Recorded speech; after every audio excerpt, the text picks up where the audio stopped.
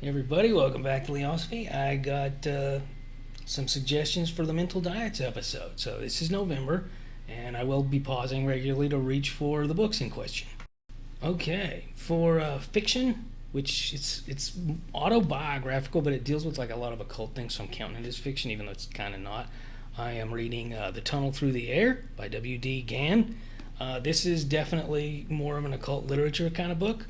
It deals with some very interesting themes, but above all else, it's a metaphysical autobiography. I think that's the best way to phrase it. In terms of nonfiction, I have been reading The Power of Habit. It's been extremely useful. Highly recommend that. That's by Charles Duhigg, which would a weird flipping name, but whatever. In terms of film, there has not been a lot really to speak of that's been good. But I don't think I've ever mentioned What We Do in the Shadows that inspired the show, which is what I've been watching show wise. Such a funny, what are they called? Not a documentary, fomentary. That's not right. You know what I'm talking about though. The fake documentaries. There's a word for that, and it's bothering me that I can't think of what it's called.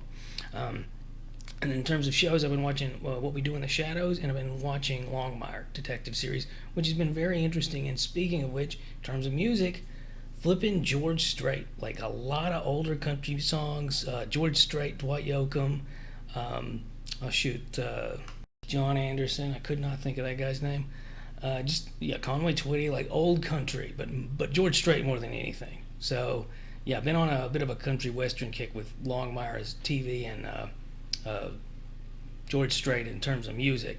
And then lastly, like in terms of family shows, um, I'm legitimately surprised at how old school, I guess you could say, Zig and Sharky or Zig and Sharko have been. It's slapstick. It's very Tom and Jerry. It's not as good as Tom and Jerry, but I don't think I've seen anything that remotely approaches that kind of comedy style, largely because of Moral Panic, in like 20 years. So, I think kids love slapstick, and I don't think it encourages violence like a lot of people think. So, if you have kids, that's a show you might want them to take some interest in.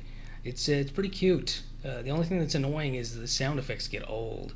I mean, really quick, but oh well. I doubt they do for children. But that's all I got for mental diets for November. See you guys for mental diets in December. Like, share, subscribe, keep asking questions. Bye.